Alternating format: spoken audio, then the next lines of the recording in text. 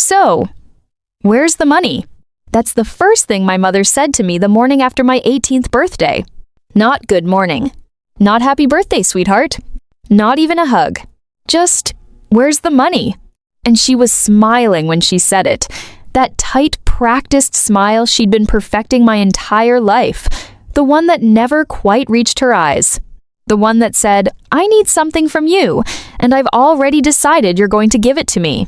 I was still in my pajamas, still had sleep in my eyes. My birthday cake from the night before was sitting half-eaten on the kitchen counter, the candles melted down to little wax stumps.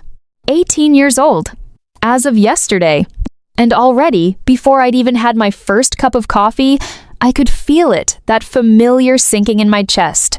That old, quiet dread that had been following me around this house for as long as I could remember. But this time was different. Because this time, I had a secret. Let me back up. My grandfather, my real family, the only one who ever truly saw me passed away 7 months before my 18th birthday. He was 81 years old, sharp as a tack until the very end, and he loved me in a way that was so uncomplicated, so completely without condition, that sometimes I still can't believe it was real. He built his wealth from nothing. Literally from nothing. Started with a small plot of land his own grandfather left him, turned it into a real estate empire spanning 3 states. He was the kind of man who remembered every single person's name who ever worked for him. The kind of man who showed up to his employees' funerals. The kind of man who kept his word even when it cost him money. He was nothing like my parents. And he knew it. In his will, he left me $250 million. $250 million.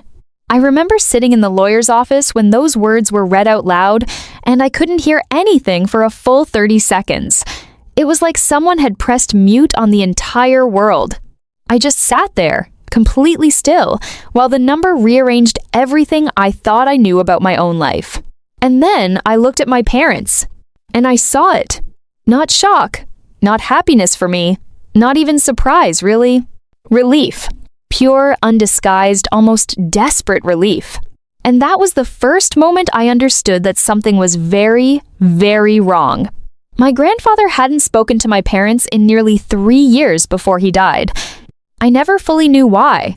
Whenever I asked, he'd go quiet for a moment, that thoughtful quiet he had, where you could almost see him choosing his words carefully, and then he'd say something like, "Some people show you who they are, sweetheart, and when they do, the kindest thing you can do is believe them." I was 17 then. I filed it away without fully understanding it. But 7 months later, sitting in that lawyer's office, watching my mother's shoulders drop with relief at the mention of $250 million that technically belonged to me, I started to understand. The will stipulated that the funds would be released to me in full on my 18th birthday. My parents were not mentioned in the will, not once, not anywhere. But here's the thing about a number like $250 million. It changes the way people look at you. Especially people who were never really looking at you to begin with. In the weeks leading up to my birthday, my mother became suddenly, almost aggressively warm. She started asking about my day. She started sitting next to me at dinner instead of across from me. She bought me a sweater I'd mentioned once, in passing, 3 months earlier and presented it to me like it was proof of how deeply she knew me. My father started calling me his girl. He'd never called me that before in my life. Not once. And my younger brother, who had spent the better part of our shared childhood, making it abundantly clear that I was, at best, an inconvenience, and, at worst, an easy target, suddenly wanted to spend time with me. He'd knock on my bedroom door and suggest we watch something together. He'd save me a seat at the table. It was almost beautiful, if you didn't know better. But I knew better. Because 3 weeks before my birthday, I'd found something. A document. Printed, folded, and tucked into the back of a desk drawer in my father's home office, a room I was technically not supposed to enter, which is probably why he thought it was safe. I wasn't snooping. I was looking for a stapler. But what I found instead was a legal consultation summary. And at the top of the page, in plain black ink, were the words, Strategies for establishing informal guardianship over inherited assets held by an adult child. I didn't sleep that night. I lay in my bed and stared at the ceiling and thought about my grandfather, about the way he used to hold my face in his hands when I was small and tell me I was going to be something remarkable, about the way he'd quietly started teaching me about money when I was 14, how it moves, how it grows, how it can protect you or destroy you depending on who's holding it. About the way, 6 months before he died, he'd sat across from me at his kitchen table and slid a business card across the wood. A lawyer's card, not the family lawyer, a different one, someone I'd never heard of. If anything ever happens to me, he said, you call her first, before you call anyone else. You understand me? I did, and I had. So on the morning of my 18th birthday, while my parents were busy planning the celebration they'd organized, which I was only just starting to understand, was less about celebrating me and more about celebrating access to me. I was sitting in a private meeting with my grandfather's lawyer, and by 3 o'clock that afternoon, before a single candle was lit on my birthday cake, I had transferred the entire $250 million into an irrevocable trust. In my name only. Protected, sealed, untouchable. And then I went home, put on a pretty dress, and smiled through the whole party. So when my mother walked into the kitchen the next morning with that tight, practiced smile and asked me where's the money, I was ready. I just wasn't ready for what came next. Because it wasn't just my mother standing there. It was my father, my brother, and someone else, someone I hadn't expected. Someone who made my blood run cold the moment I saw his face. I'll tell you who it was in a moment. But first, I need you to understand something about the girl standing in that kitchen in her pajamas. She had been underestimated her entire life. She had been talked over and passed by and quietly dismissed. She had been made to feel like a placeholder, like a vehicle, like something useful only because of what she stood to inherit. And she had spent 18 years being exactly what everyone expected. Small, quiet, grateful. That morning was the last day she did that. So here's where I'll pause for just a second, because I genuinely want to know, where are you watching from? Drop your city or country in the comments. I read them, every single one. And if you've ever been underestimated by someone who was supposed to love you, hit that like button, because you already know exactly how this kitchen felt. Subscribe if you want to find out what happened next, because I promise you what walked through that kitchen door changed everything. The man standing in my kitchen. He wasn't family. He wasn't a friend. He wasn't anyone I could place inside the warm, ordinary category of people who belong in your home on a Sunday morning. He was my parents' lawyer, and not just any lawyer. He was the kind of lawyer you hire when you want something done quietly, when you want paperwork to move without anyone noticing, when you need someone who understands how to find the edges of legal language and press against them until they bend. I knew who he was because I had seen him exactly once before at my grandfather's funeral. He'd stood near the back, away from the family. He didn't sign the guest book. He didn't speak to anyone. He just watched. I'd noticed him because he looked at me.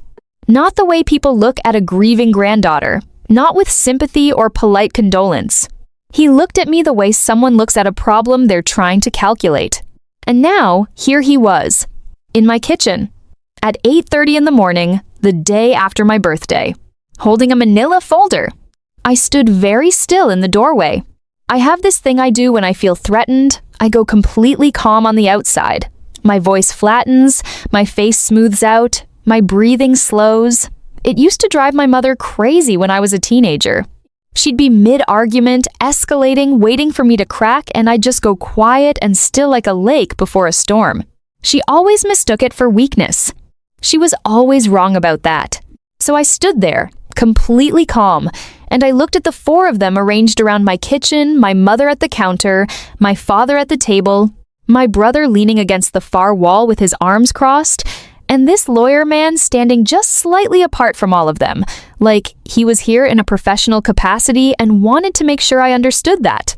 And I said, very calmly, "Good morning." My mother's smile widened. My father cleared his throat. My brother looked at the floor. And the lawyer opened his folder. What happened in the next 20 minutes was one of the most surreal experiences of my life. Because what they laid out for me, calmly, methodically, like it was all perfectly reasonable, was a plan. A fully formed, legally drafted, disturbingly detailed plan.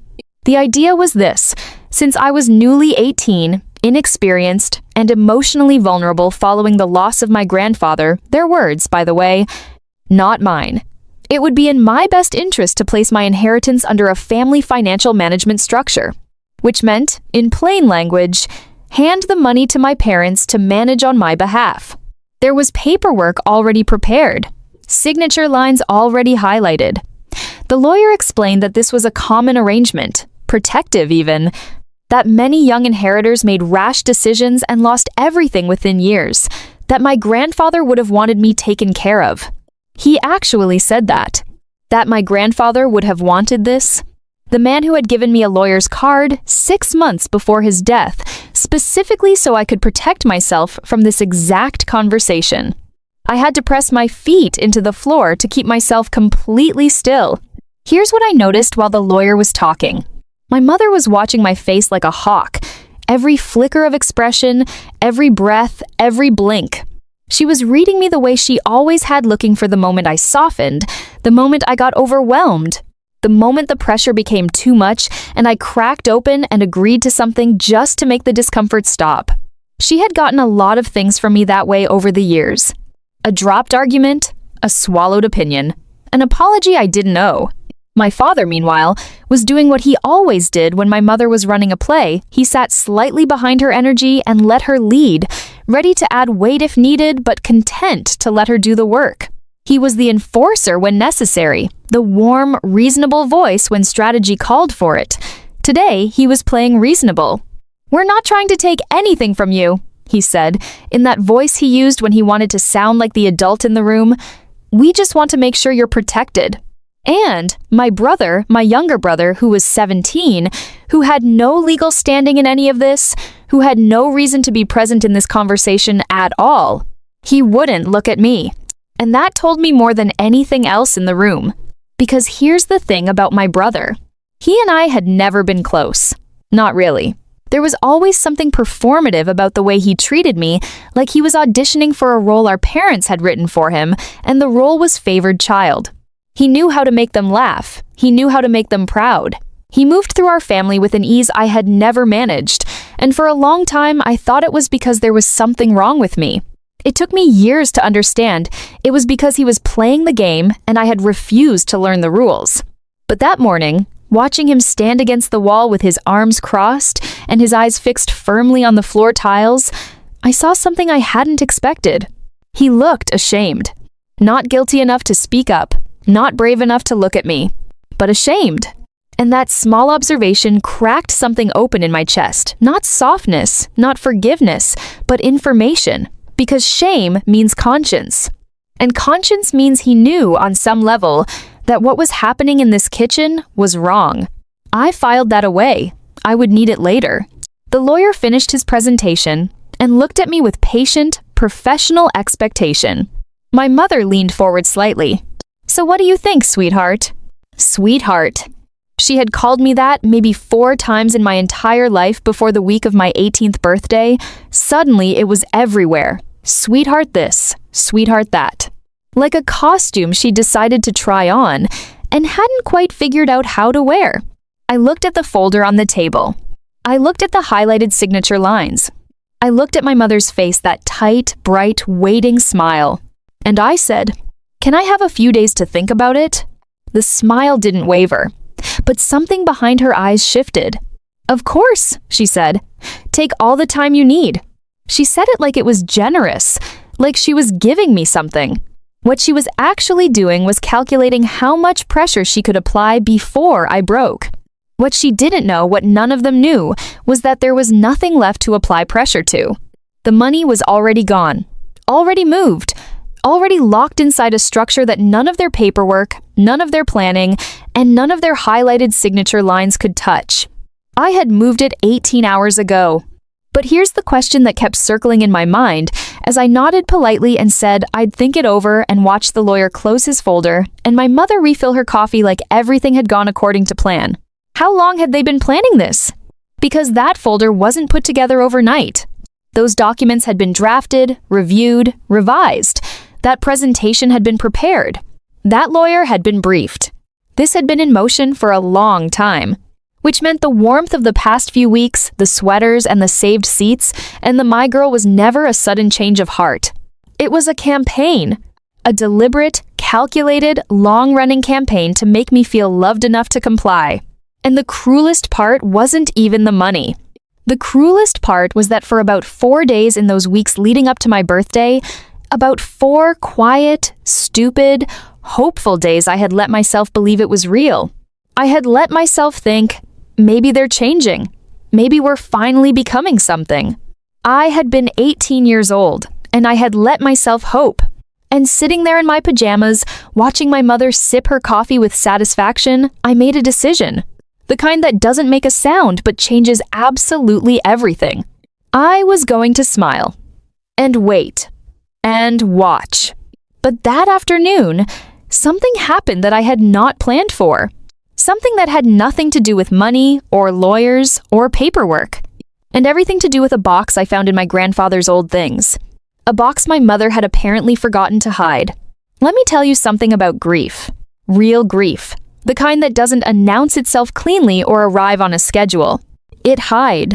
It tucks itself into ordinary moments, a song on the radio, the smell of a certain kind of coffee, the way afternoon light falls across a wooden floor, and then it ambushes you when you're least prepared for it. I had been so focused, so locked into the logistics of protecting myself, of staying calm, of playing the long game, that I had almost forgotten to grieve. Almost. That afternoon, after the lawyer left and my parents settled into the living room with the quiet, satisfied energy of people who believed everything was going according to plan, I went upstairs.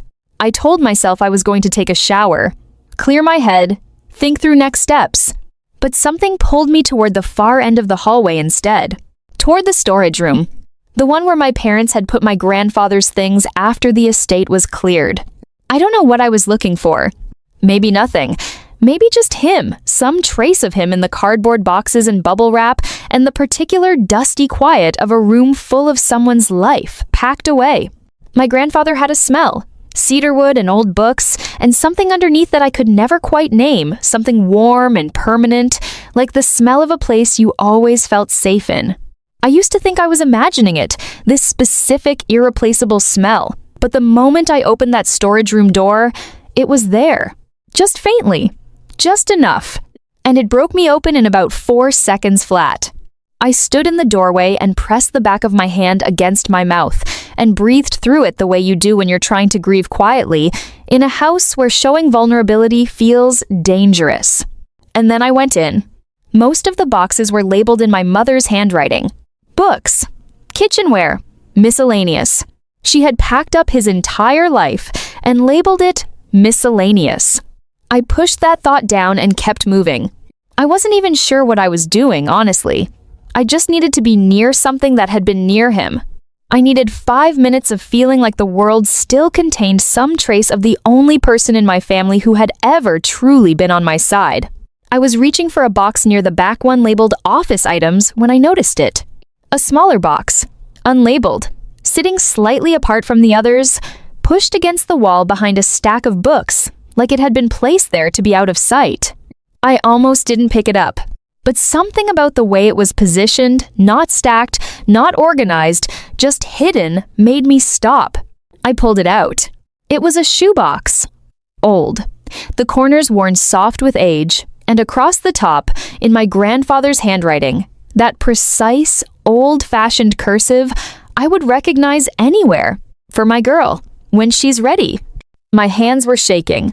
I sat down on the floor right there, in the middle of the storage room, surrounded by boxes of his miscellaneous life, and I held that shoebox in my lap for a long moment before I could open it. Because I understood, in that moment, that whatever was inside had been intended for me. My grandfather had left me something beyond the money, beyond the trust, beyond the lawyer's card. He had left me this. And my mother had apparently known it existed. She'd packed up his entire house and had said nothing, had hidden it, had let me spend 7 months grieving without it. I opened the box. Inside, there were 4 things. The first was a photograph. Old, slightly faded, the colors that warm, slightly orange tone that photos from decades ago always have. It showed a young woman I didn't recognize, maybe 19 or 20, dark-haired, standing in front of a building with her arms crossed and her chin lifted in a way that was almost defiant, confident, like someone who had already decided she wasn't going to be underestimated. On the back of the photograph, in my grandfather's handwriting, "Your grandmother. Age 19. The day she refused to sign." I turned it back over and looked at her face. I had never seen a photograph of my grandmother as a young woman. She had died before I was born. My mother had always been vague about her dismissive, almost, in the way she sometimes was about things she found inconvenient. She was a difficult woman, she'd said once, when I was small and curious, strong-willed.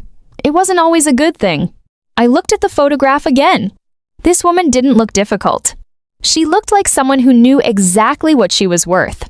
The second thing in the box was a letter. Several pages, folded together, my grandfather's handwriting, but different from the sharp precision of his business correspondence, looser, more personal.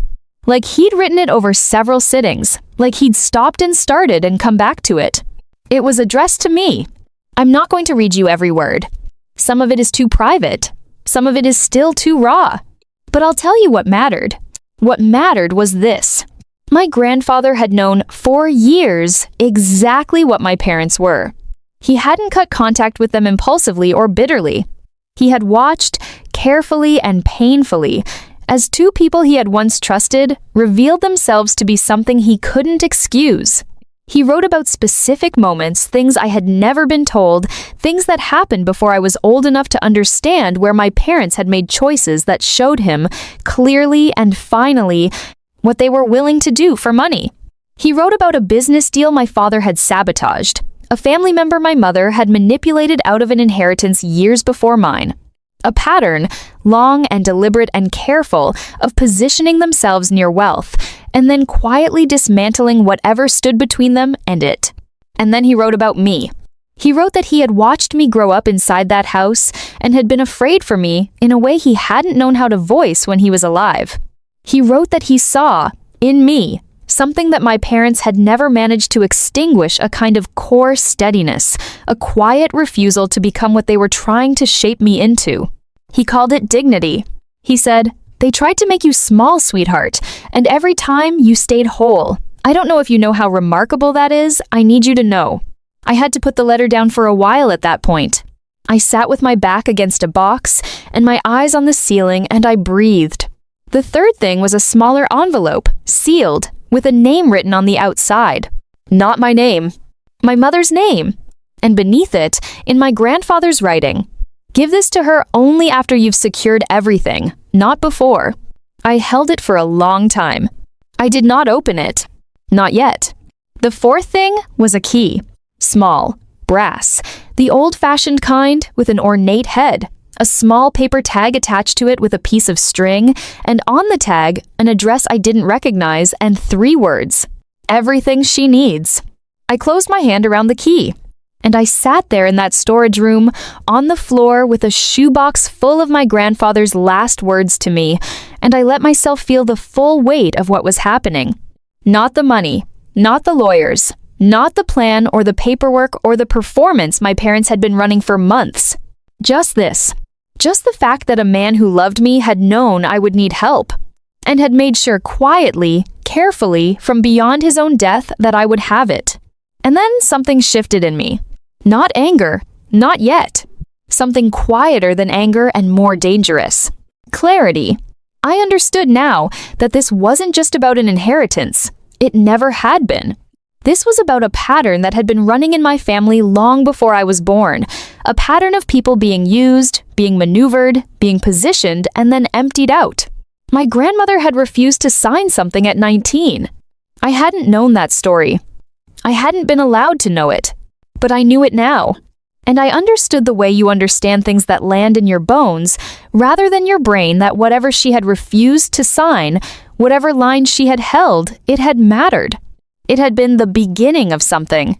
And this moment, this floor, this key in my hand.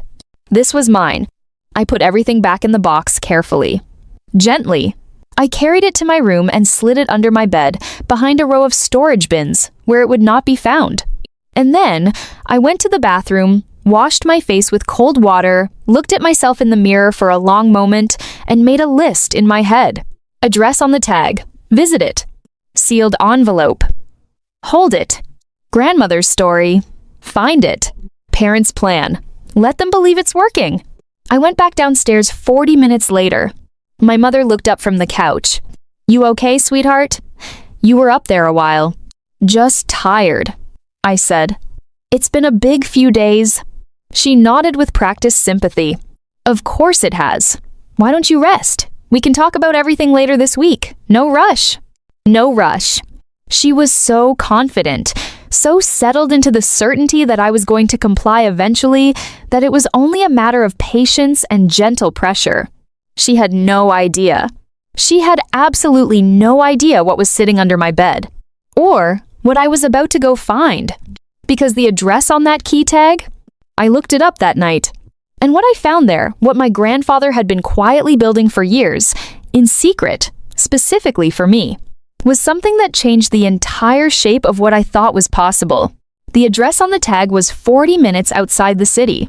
I went on a Tuesday morning. I told my mother I had errands. She didn't ask what kind. She was in her warm, patient, no-rush phase, giving me space the way you give a fish space before you reel it in. She smiled and said, "Drive safe, sweetheart," and went back to her coffee. I drove with the key in my jacket pocket and the paper tag folded in my hand. I didn't use GPS at first. I just drove in the direction the address pointed and let myself feel the strangeness of it, the sensation of following a trail my grandfather had laid down before he died, specifically for me, in a sequence he had trusted I would know how to follow. He had believed I'd find the box. He had believed I'd know to keep it hidden. He had believed I'd come here. And sitting in that car, 40 minutes from a house where my parents were quietly waiting for me to hand over my future, I felt something I hadn't felt in months. Held. Like someone still had their hand on my shoulder. The address led me to a building.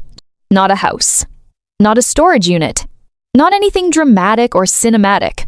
It was a small, professional office building on a quiet street in a suburb I'd driven through maybe twice in my life. Clean. Understated.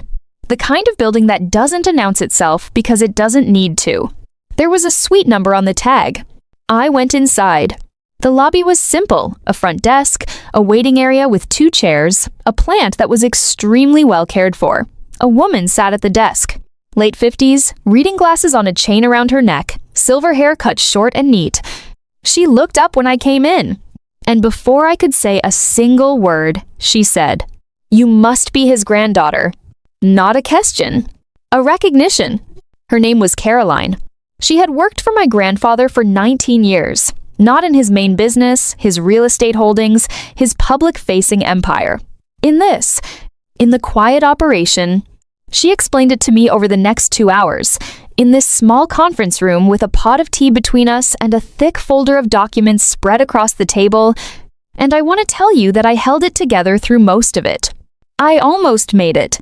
But there was one moment, one specific moment, where I had to press my hand flat against the table and breathe very deliberately through my nose.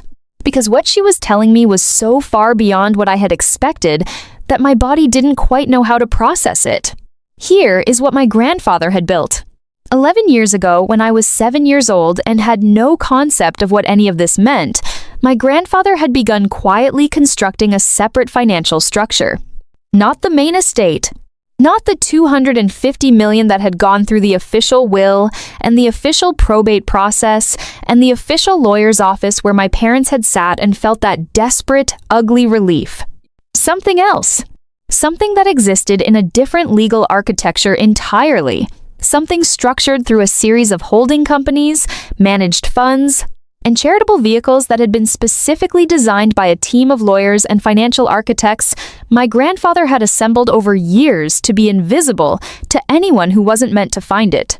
He had started it when I was 7. The year my parents had made a particular financial move that Caroline described carefully and professionally, but which I understood immediately. The year they had tried, quietly, to get my grandfather to restructure his will in their favor. He had refused. And then he had gotten to work. What he had built over 11 years was a secondary estate, not in cash, not in simple accounts, in assets, commercial properties, managed funds, equity stakes in private companies, a foundation with its own board and its own mandate. Caroline slid a document across the table. I looked at the number at the bottom, and I put my hand flat on the table and breathed through my nose. Because the number was not 250 million. It was considerably more than that. The 250 million in the official will, the number that had made my parents' shoulders drop with relief in a lawyer's office 7 months ago, was not the whole picture. It was the part my grandfather had wanted them to see. It was the bait. Let that sit for a moment. My grandfather, this quiet, careful, methodical man, had anticipated everything. He had known that if his true wealth was visible, my parents would find a way to position themselves around it, so he had made sure they could only see part of it. He'd let them spend years calculating, planning, building their little strategy around a number that was real but incomplete. He had given them something to chase. And while they were chasing it, the real thing was sitting here, in this building, on this quiet street, being carefully managed by Caroline, who had kept everything running and waiting and growing for 7 months since his death, waiting for me to arrive with a brass key and a paper tag. He was very specific, Caroline said, folding her hands on the table. He said you would come when you were ready. He said not to reach out, not to rush it. He said you'd know. I looked at her. He talked about me. She smiled. Constantly, she said, for 19 years. I want to pause here because I think it's important to be honest about what this felt like. It would be easy to frame this as triumphant, as this clean, satisfying revelation. Look at what I had all along. Look at what they didn't know, and there was an element of that, yes. But underneath it was something more complicated. Because what this also meant was that my grandfather had spent 11 years quietly afraid for me. 11 years building contingency plans and hidden structures and parallel systems, not because he was a spy or a mastermind, but because he was a grandfather who loved his granddaughter and had watched the people raising her with growing, careful dread. He had done all of this because he didn't trust that I would be okay without it. And the fact that he had been right, the fact that the morning after my 18th birthday, my parents had stood in my kitchen with a lawyer and a folder of highlighted signature lines, made the whole thing feel less like victory and more like grief wearing a different coat. He had known. He had always known. And he had spent 11 years, quietly making sure I would survive it. Caroline walked me through everything methodically. The properties, 17 of them, spread across 4 states, all generating income. The funds diversified, professionally managed, structured to grow. The foundation, which had a board, a mission, and my name already listed as the director, had been since I turned 16. He had put my name on the board of a foundation when I was 16 years old without telling me, had been quietly preparing me a seat at a table I didn't know existed. He wanted you to have something that was yours in purpose, not just in money, Caroline said. He used to say that wealth without direction is just a target on your back. I sat with that for a long time. Wealth without direction is just a target on your back. He had given me direction. He had given me structure. He had given me a team, Caroline and the lawyers and the financial managers who had been waiting, professionally and patiently, for me to walk through the door. And he had given me something else. Something I hadn't expected. Near the end of our meeting, Caroline slid one more document across the table. It was a letter of instruction, formal, legal, notarized.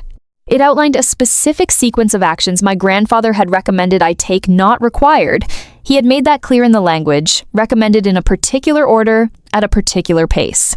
It was essentially a playbook. A quiet, elegant, devastating playbook. For what to do next. I read it twice. Then I folded it, put it in my jacket with the key, and looked at Caroline. He thought of everything, I said. She nodded. He thought of you, she said. Every decision in this room was made with you specifically in mind, not an abstract granddaughter. You, the things you loved, the way you thought, the challenges he expected you to face. I looked at the window for a moment. Outside, the street was quiet and ordinary. A woman walked a dog, a car pulled out of a parking space. The completely normal world, moving completely normally, while everything inside me was rearranging itself. The envelope, I said suddenly. He left an envelope in the box, sealed, with my mother's name on it. He said to give it to her only after I'd secured everything. Caroline nodded slowly, like she'd been expecting this. Yes, she said. He mentioned that. What's in it? She looked at me steadily. He didn't tell me the specifics, but he said, and I'm going to quote him exactly because he was very precise about this. She paused. He said, "When my granddaughter is ready to end it, that letter ends it." I drove home slowly. Not because I was in no hurry. I was running through everything, cataloging, planning, feeling the shape of what was now available to me settle into something solid and real. I drove slowly because I wanted to feel it properly. The shift. Because something had changed in that office that went beyond information or assets or legal structures. Something had changed in me. I had walked in as a girl trying to survive. I walked out as someone who understood, for the first time, the full weight of what she was holding. And the thing about understanding your own power, really understanding it, not just intellectually, but in your blood and your bones, is that it changes how you carry yourself. Subtly, not dramatically, not in a way that announces itself. But my mother noticed it the moment I walked back through the front door. She was in the kitchen. She looked up. And for just a fraction of a second, so fast, I almost missed it, something moved behind her eyes. Not suspicion exactly. Something closer to unease. Like a shift in the air pressure she couldn't quite explain. She smiled and asked if my errands went okay. "Really well," I said. "Really, really well." And I went upstairs. I had the playbook now. I knew the assets. I knew the structure. I knew what my grandfather had built and why and exactly how untouchable it was. And I knew what came next. Because step 1 of my grandfather's recommended sequence was something I hadn't expected. It wasn't defensive. It wasn't protective. It was offensive. And it started with a phone call I needed to make. To someone my parents thought was on their side. There's a particular kind of power in knowing something that someone else doesn't know you know. It's quiet. It's patient. It doesn't announce itself. It just sits inside you like a compass, steady and precise, while everything around you spins in the direction other people are trying to push it. I had been living inside that power for 3 days now. 3 days since the kitchen, since the lawyer and the folder and the highlighted signature lines. 3 days since the storage room and the shoebox and the key. 3 days since Caroline and the quiet office building and the playbook my grandfather had written for me like a letter from the future. And in those 3 days, I had done something that I think surprised even me. I had been completely, perfectly, almost artistically normal. I had breakfast with my family each morning. I passed the SALT. I asked my brother about school. I listened to my father talk about his work with the kind of polite attention that had always been mistaken, in this house, for agreement.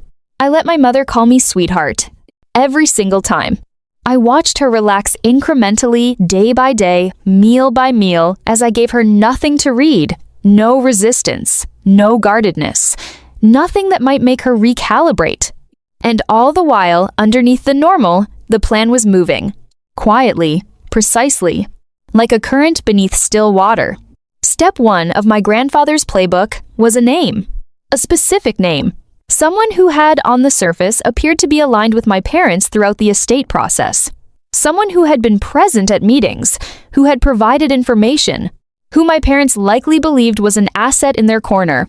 His name was written at the top of the first page of the instruction letter, with a note beneath it in my grandfather's handwriting. He is not what they think he is. Call him. Use the code word Cedarwood. He'll know what it means. Trust him completely. I had stared at that note for a long time. Cedarwood. The smell of my grandfather. The smell that had hit me the moment I opened the storage room door and brought me to my knees. He had turned his own presence into a password. Even in that detail, even in that small, quiet choice, he was protecting me, wrapping his arms around the whole thing. I called the number the following Thursday. The man who answered was calm and unhurried, like someone who had been expecting the call and had simply been waiting to see when it would come. I said the word. There was a brief pause. And then he said, "I was wondering how long it would take you." His name was Robert. He was not, as it turned out, aligned with my parents at all. He was my grandfather's oldest friend. They had known each other for over 40 years. And in the final year of my grandfather's life, he had been asked to do something very specific. To position himself. To make himself appear useful to my parents. To attend the right meetings, say the right things, create the impression that he was a resource they could rely on, all while reporting every move they made directly to Caroline. He was, in my grandfather's quiet and deliberate language, eyes inside the room. And what he had seen, what he had been carefully documenting for months, was a comprehensive picture of exactly how far my parents' plan extended. I want to be careful here, because what Robert told me over the next hour shifted this story from personal betrayal into something larger, something I hadn't been fully prepared for. My parents' plan wasn't just about the inheritance. It was about what came after it.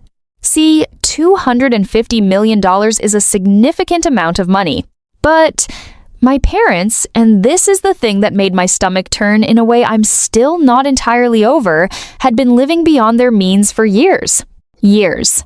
The lifestyle. The house. The cars. The private school my brother attended, the vacations and the clubs and the carefully curated appearance of effortless wealth. All of it was borrowed against an expectation.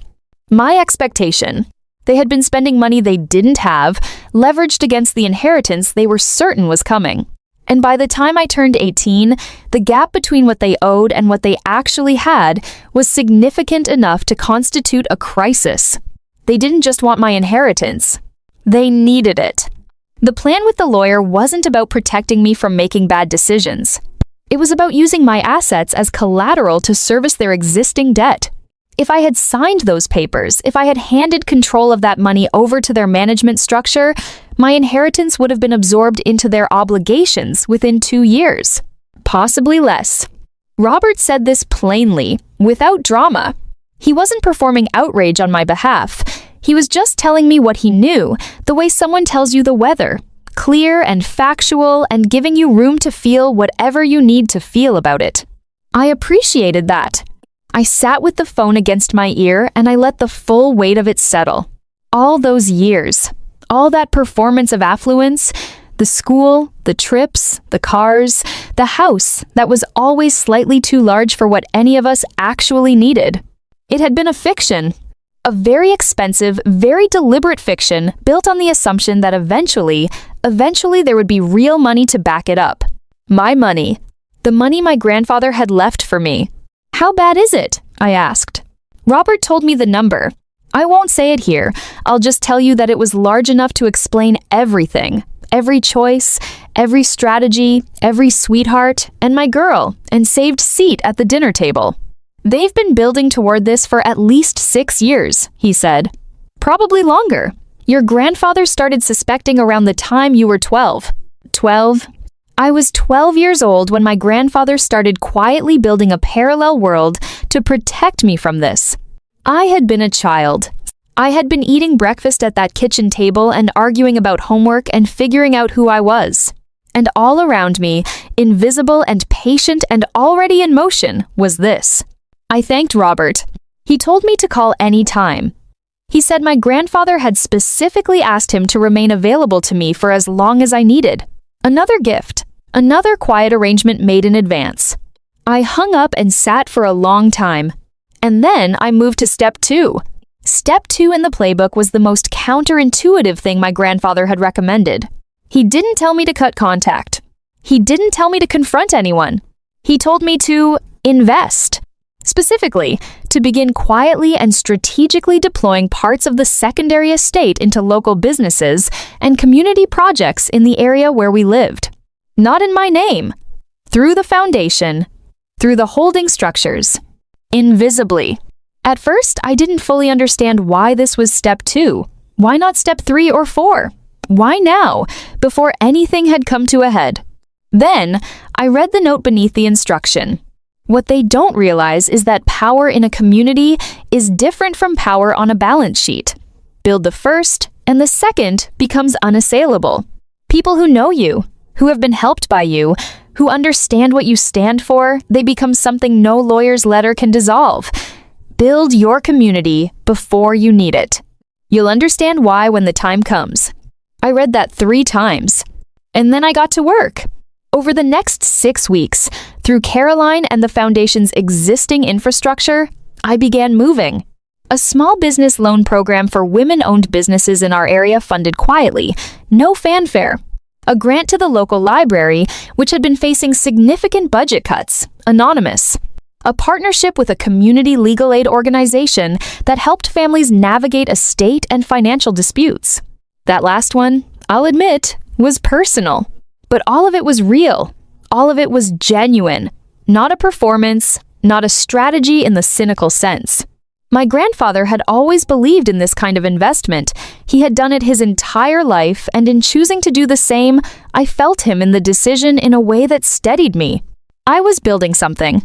Not just protecting something. Building. My parents, meanwhile, were growing impatient. The no-rush phase was ending.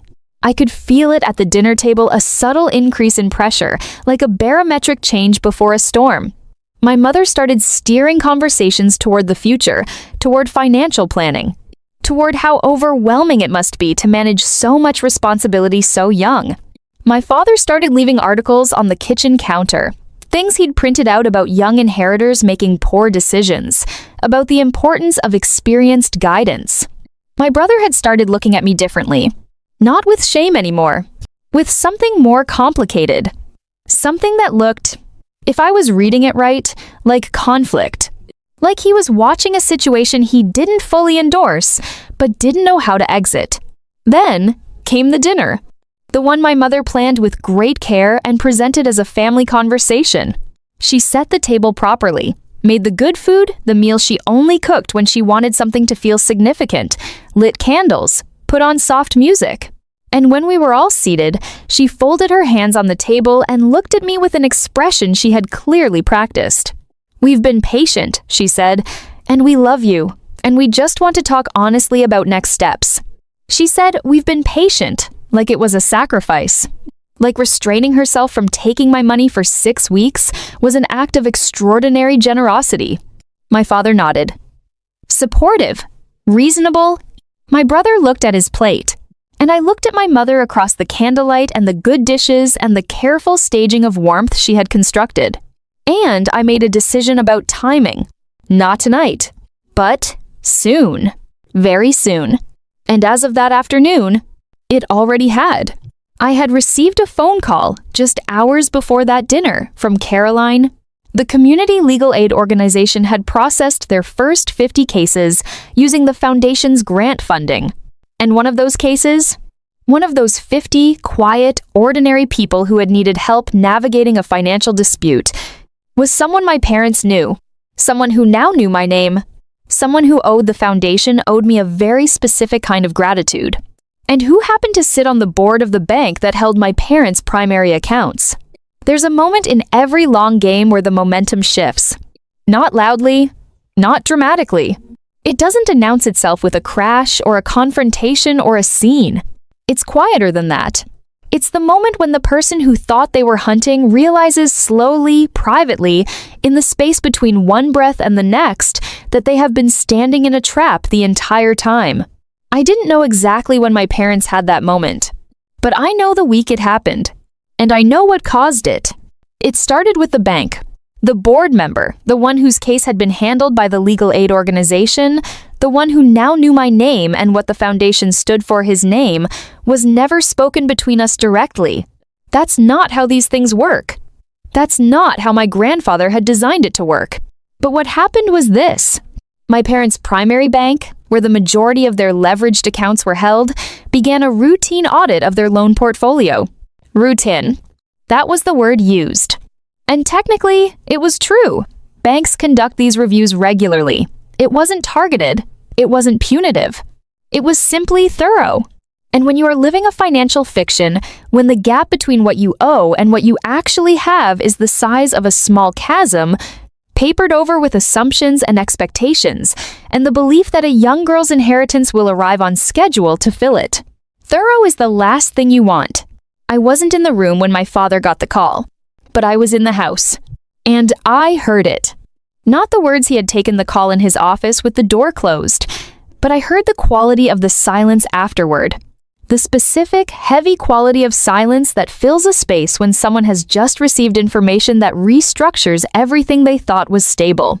I recognized it because I had heard it myself, 7 months ago, in a lawyer's office.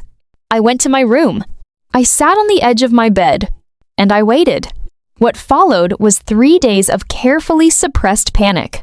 My parents are not people who fall apart visibly. They are people who have spent years constructing surfaces smooth, confident, effortlessly composed surfaces, and they maintained those surfaces even now, even as something fundamental was cracking underneath. But I knew what to look for. My mother stopped cooking the good food. My father started making phone calls in his car instead of his office, more privacy, less chance of being overheard. The family conversation energy evaporated. No more candlelit dinners. No more printed articles on the counter. No more sweetheart, said in that particular warm, deliberate tone. Just surfaces, held carefully. And underneath them, movement, recalculation. A strategy being urgently revised. Then my brother knocked on my bedroom door. It was a Wednesday evening, late enough that our parents had gone to bed, early enough that the house still felt awake in the way houses do when people are carrying unspoken things. He knocked twice. Quiet. I opened the door. He stood in the hallway looking like someone who had rehearsed what he was going to say and lost the script on the way over. He was 17. He looked younger than that right now. "Can I come in?" he said. I stepped back and let him in. He sat on the chair by my desk.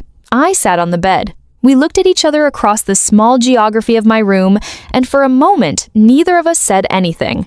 Then he said, "I didn't know how bad it was." I waited. The money stuff. I knew they were counting on your inheritance. But I didn't know the actual numbers. I didn't know what they were planning to do with it. He said this to the floor, mostly. I thought it was just, I don't know what I thought. That they'd help you manage it. That it would be good for the family. That everyone would be okay. He finally looked up. "I'm sorry," he said. I should have said something when the lawyer was here. I knew it felt wrong. I just didn't. He stopped. I didn't know how to. I want to be honest about what happened inside me in that moment, because the easy version of this story, the satisfying, clean version, would have me hold firm. Stay strategic. Keep him at arm's length, because he had stood against the wall with his arms crossed and his eyes on the floor while a lawyer presented a plan to take my future. And part of me wanted to do exactly that. Part of me was still that girl standing in the kitchen in her pajamas, noticing how carefully everyone had positioned themselves and how alone she was inside it. But another part of me, the part that had read my grandfather's letter, the part that understood how long this pattern had been running and how many people it had consumed, recognized something important. My brother was 17 years old. He had been raised in the same house I had, by the same parents, inside the same system of incentives and pressures and carefully applied rewards and punishments. The difference between us wasn't character. It was that I had been the target and he had been the beneficiary. And being the beneficiary of a system doesn't make you evil.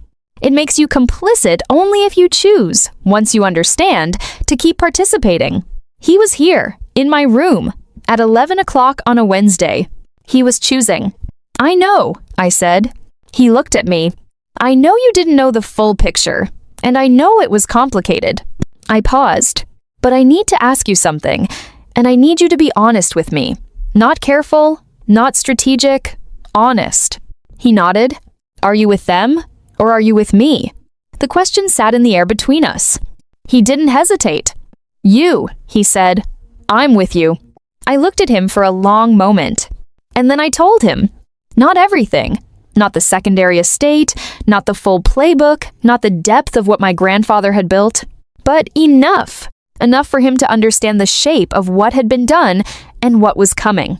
And I watched his face as I talked, watched the shame deepen, and then slowly, quietly transform into something else. Something that looked, by the end, a lot like resolve. He told me things too. Things he had seen and heard that I hadn't been present for. Conversations between our parents that he'd caught pieces of. Phone calls he'd witnessed. The specific language his mother used when she thought no one important was listening. Some of it confirmed what I already knew. Some of it was new. One thing he told me, one specific detail about a conversation he'd overheard 3 months before my birthday, stopped me completely. Because it meant my parents hadn't just been planning around the inheritance. They had been planning around me.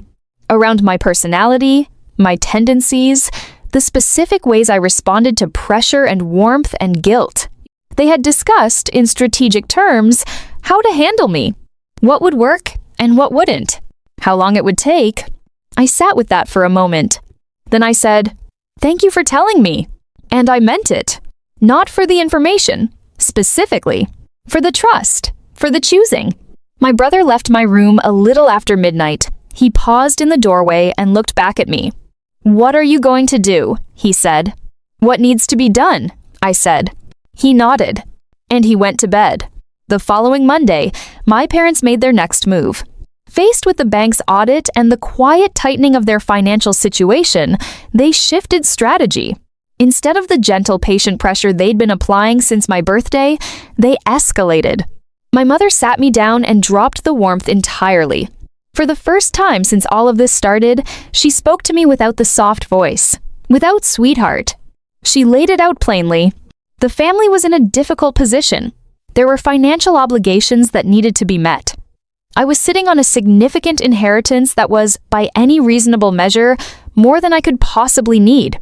And it would be appropriate, it would be the right thing, the family thing, the thing a grateful daughter who had been raised and loved and provided for would do. To help. She used the word grateful.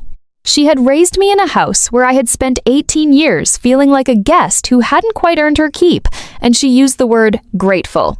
I kept my face completely still. I said, "Let me think about it." She said, "There isn't a lot of time." I said, "I understand." And I went to my room and called Caroline. Because step 3 of the playbook was ready.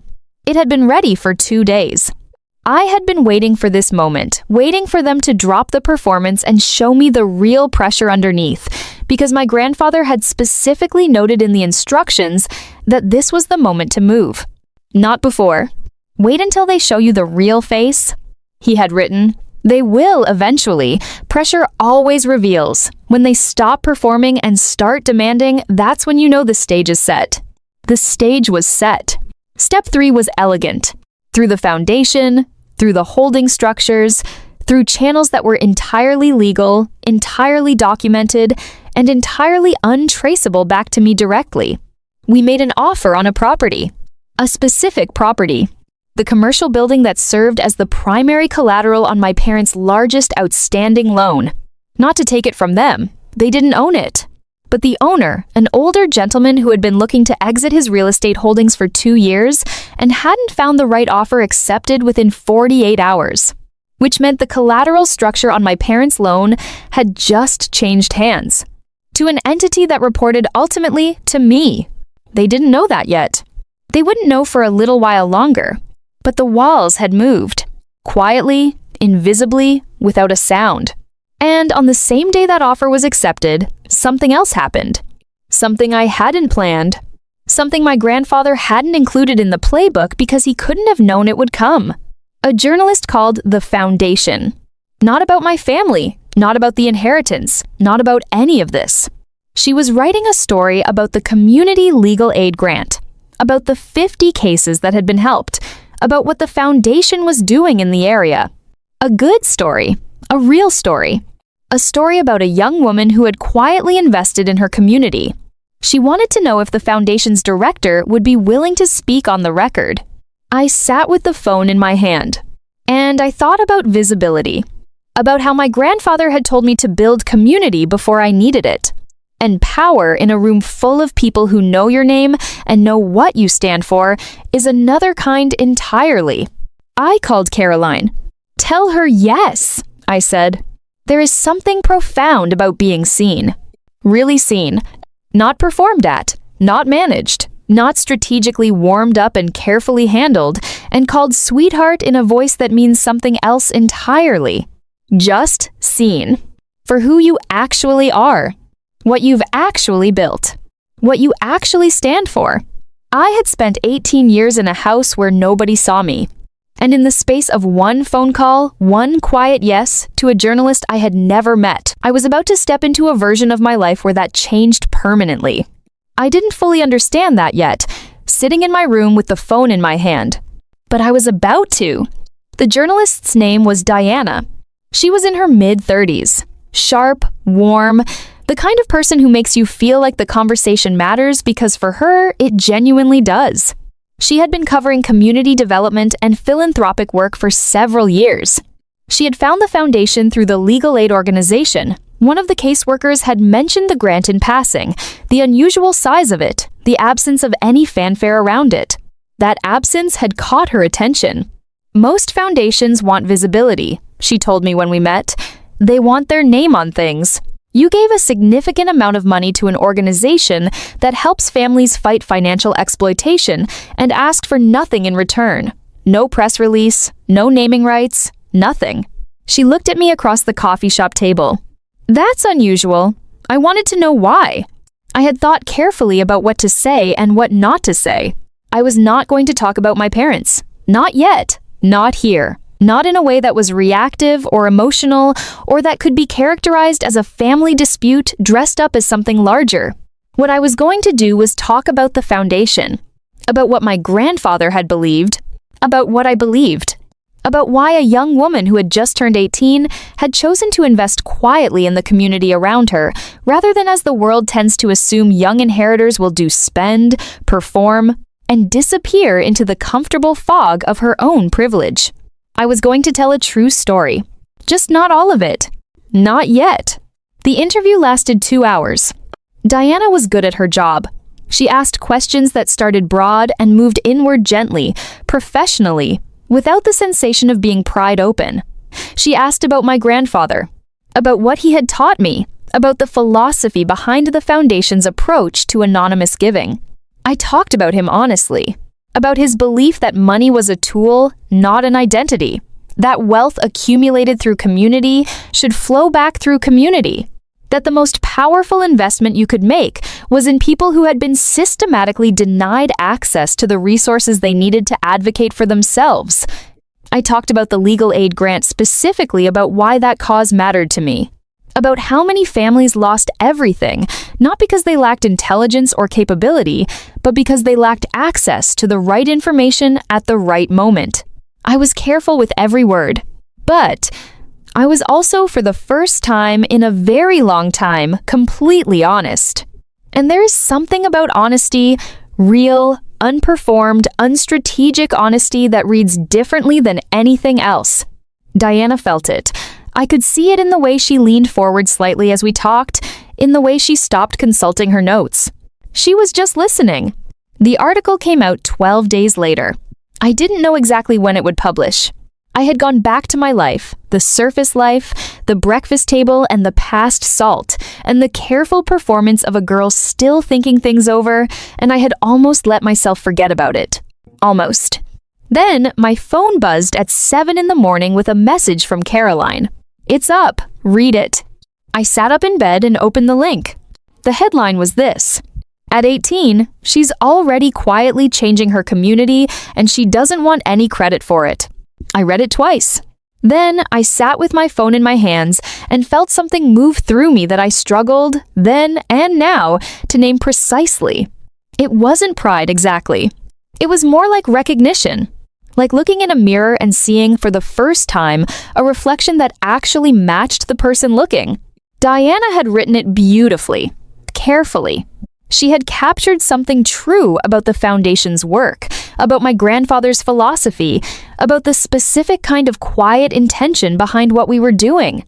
She had not made me a spectacle. She had made me visible. There is a difference, a significant one.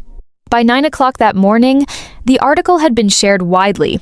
By noon, my phone had 47 messages from people I didn't know, community members, small business owners, people whose cases had been handled by the legal aid organization, people who simply wanted to say that what the foundation was doing mattered to them.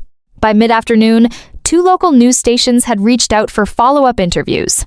By evening, the foundation's website, which had existed quietly and professionally for years, waiting had received more traffic in one day than in the previous 6 months combined. And sitting in the middle of all of it, steady and unhurried, was Caroline.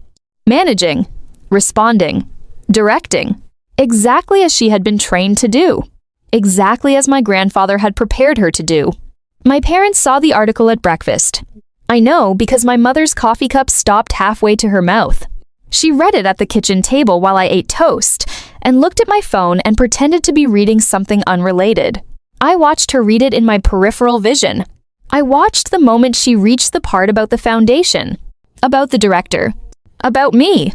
Here's what my parents had known up to this point: that I had an inheritance, that it had been released to me on my 18th birthday, that I had not yet signed their paperwork, that I was thinking about it. What they had not known, what none of their planning, none of their documented strategy sessions, none of their lawyers' careful research had uncovered, was the foundation, the holding structures, the secondary estate, the 19 years of quiet construction my grandfather had been doing in the background of their assumptions. They had known about the $250 million. They had not known about anything else. And now, reading a newspaper article over breakfast, my mother was beginning to understand in the fragmented, incomplete way that you understand things when you're missing most of the picture, that the girl she had been carefully, patiently managing for months was not who she had thought she was. Her coffee cup went back to the table. She looked up. She looked at me. And I looked back at her with a completely open, completely neutral expression. And waited. She didn't say anything at breakfast. She was too controlled for that, too practiced. She needed time to recalibrate, to figure out what this meant and how to adjust. I gave her the morning. My father called me into his office at 11. He had the article pulled up on his computer screen. He sat across from me with his hands folded on the desk, the posture of measured authority he used when he wanted to signal that this was a serious conversation. "This foundation," he said. "How long has this been active?" "A while." I said. "How is it funded?" "Grandfather's estate." He paused. "Which part of the estate?" And there it was. That question. That specific, careful, professional question, not a father's question, but an accountant's question, a strategist's question, told me everything I needed to know about how much he already suspected. I looked at him steadily. "I'm still working through all the details," I said. "It's a lot to manage." He looked at me for a long moment. For the first time in this whole long process, I saw something behind his eyes that wasn't confidence.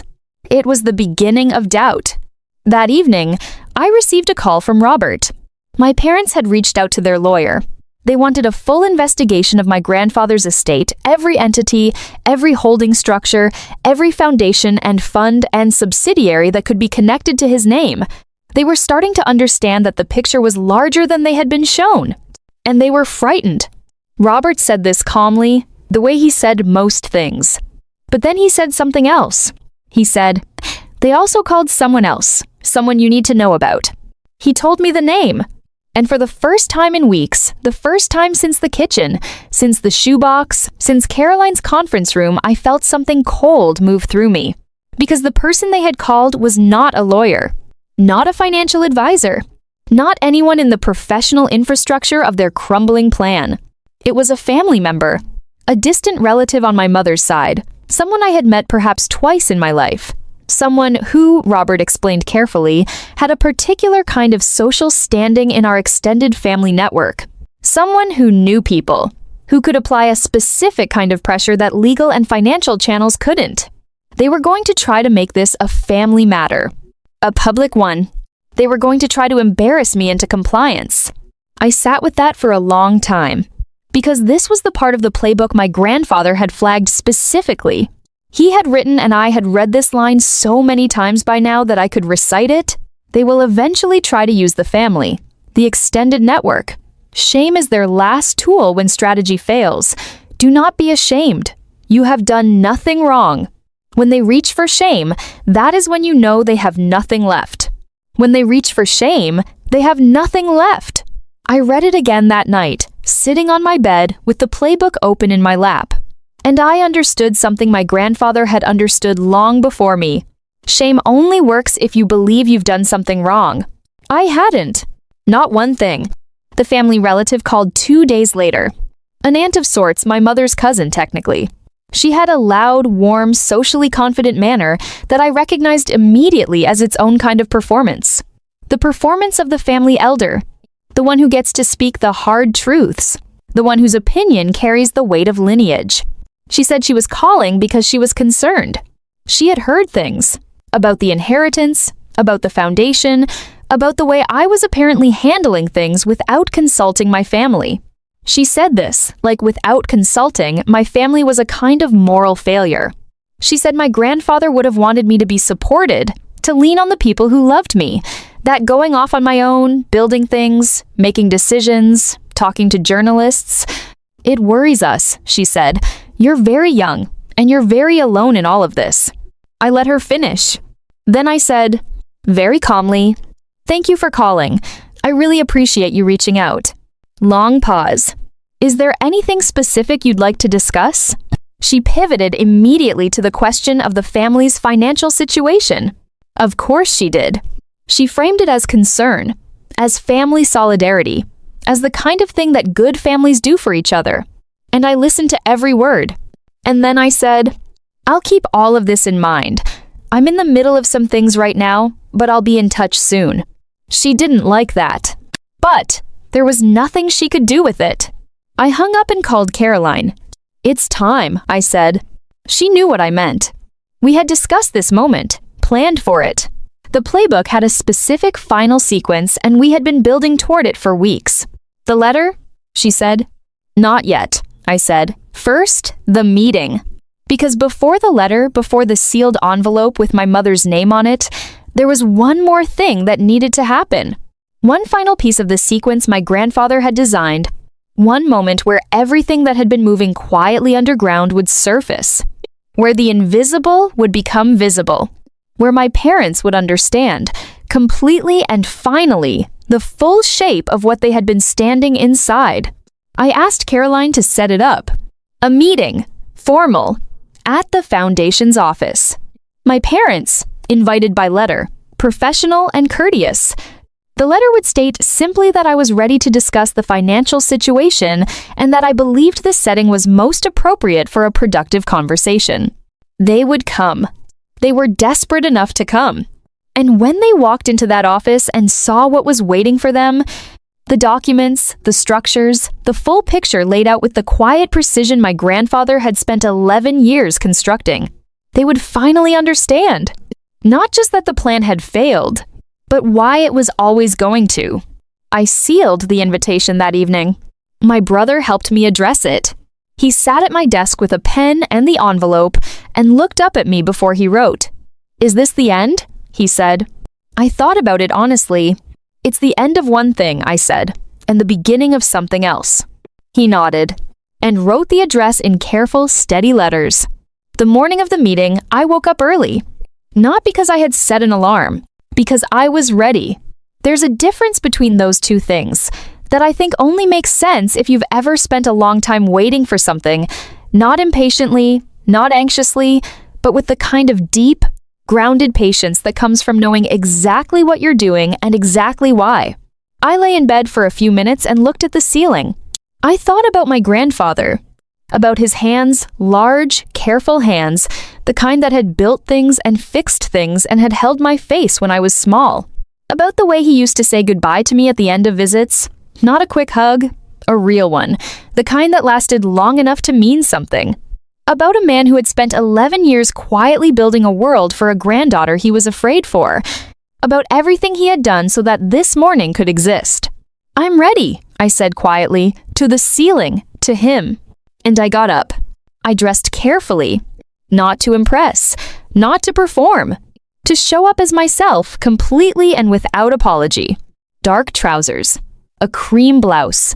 My grandmother's watch, which Caroline had found among the items in the secondary estate's personal effects, and had returned to me at our second meeting.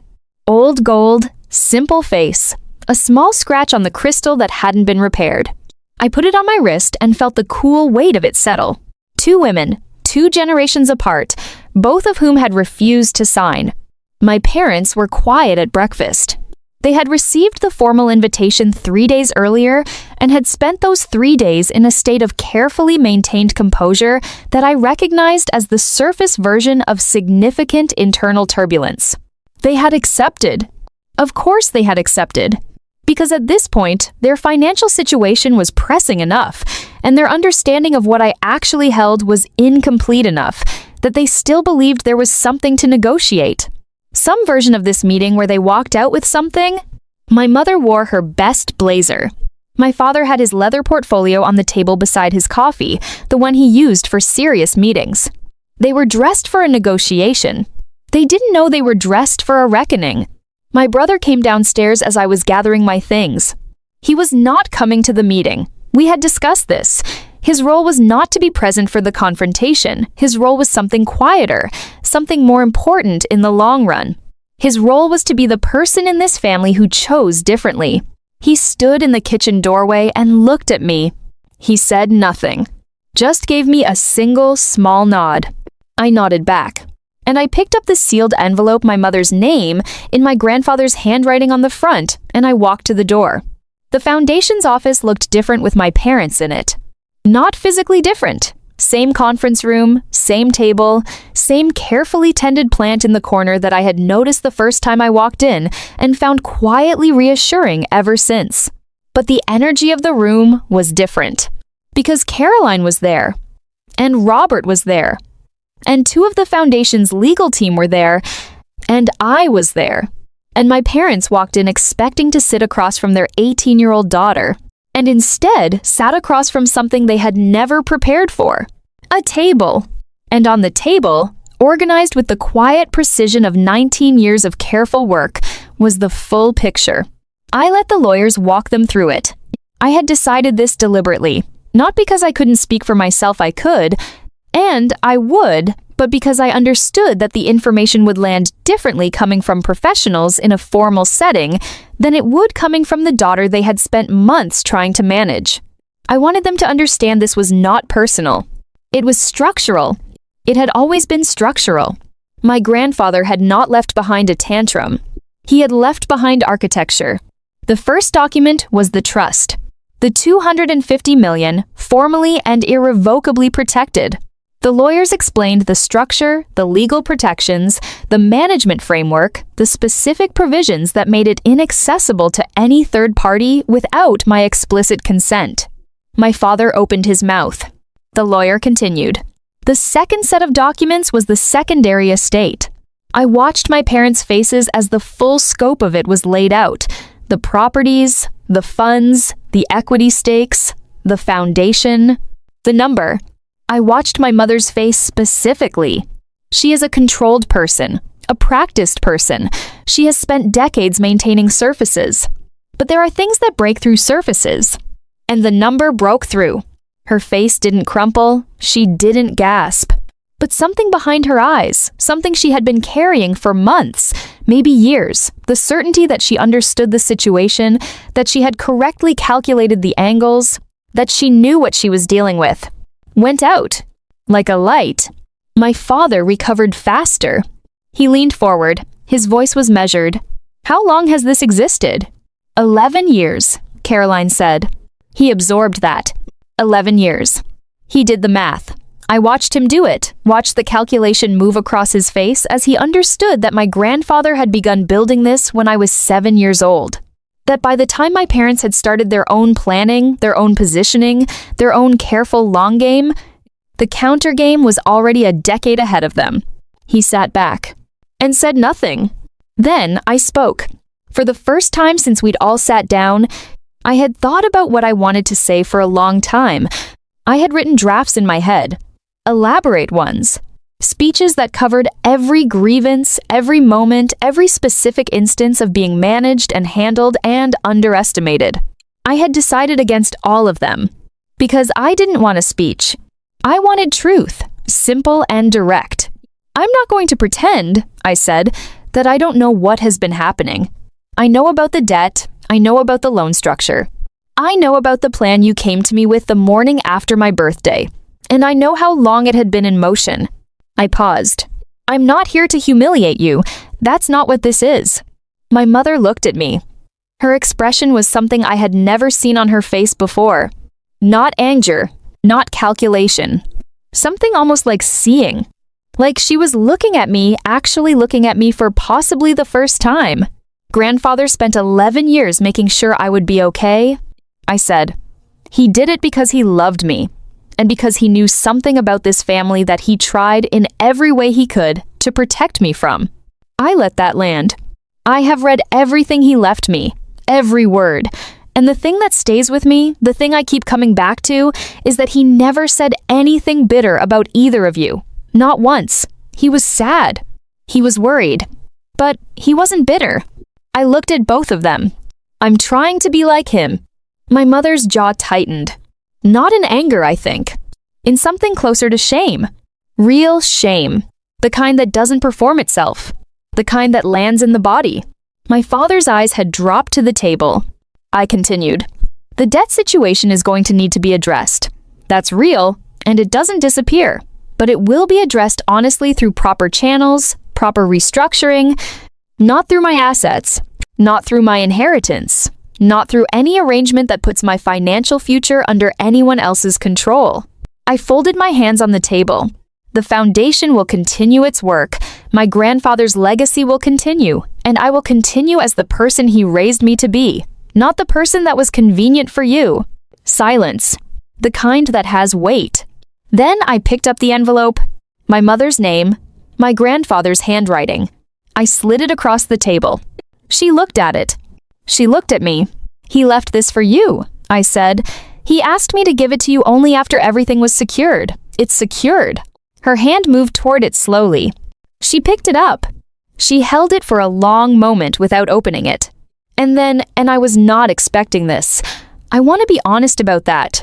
I was not expecting this at all. Her eyes filled. Not tears that fell, just filled. Like water rising. She looked at her own name in his handwriting, and something happened to her face that I had never seen happen before.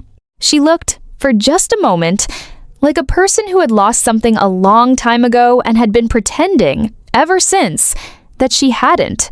She opened the letter privately, not at the table. She excused herself quietly, without drama, without her practiced composure, and went to the small waiting area outside the conference room. She was gone for 11 minutes. I know because I watched the clock. My father sat across from me and didn't speak. He looked older than he had when he walked in. When she came back, she sat down. She put the letter on the table, face down. She looked at me for a long moment. And then she said quietly, without the tight smile, without the performance, in a voice I barely recognized because it sounded so much more like a real person than anything I'd heard from her in years. I'm sorry. 2 words. Just 2. And I'll be honest with you. I had prepared myself for many things. I had not fully prepared for that. I don't know everything my grandfather wrote in that letter. I know some of it he had told Caroline its general shape. He had written about who my mother used to be, before the decisions that changed things, before the choices that had accumulated into the person she had become.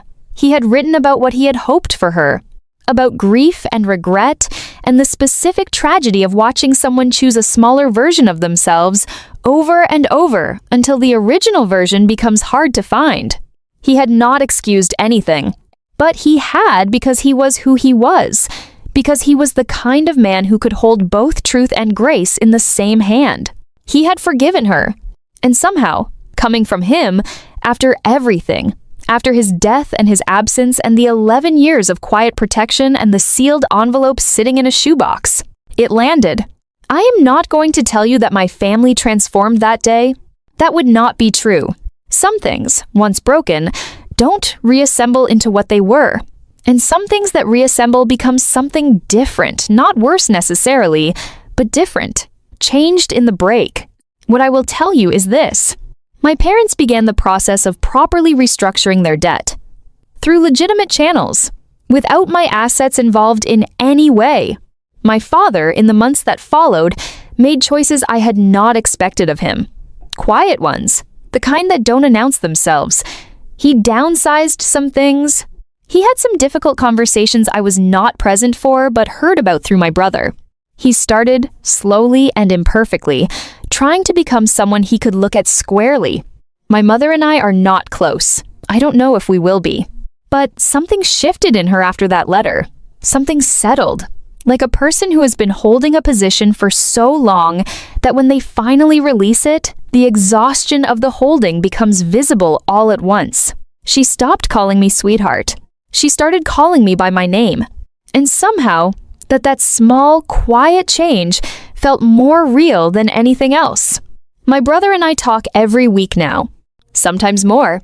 He is, it turns out, a genuinely good person who needed someone to show him that choosing the right thing was possible inside the family he'd been given. He's thinking about studying law. I told him I knew a few people who could help with that. He laughed. It was the first time in a long time that laughter in our family felt uncomplicated. The foundation continues. We've expanded the legal aid program, added a financial literacy initiative specifically designed for young women navigating inheritance, estates, and financial independence. My grandfather would have loved that.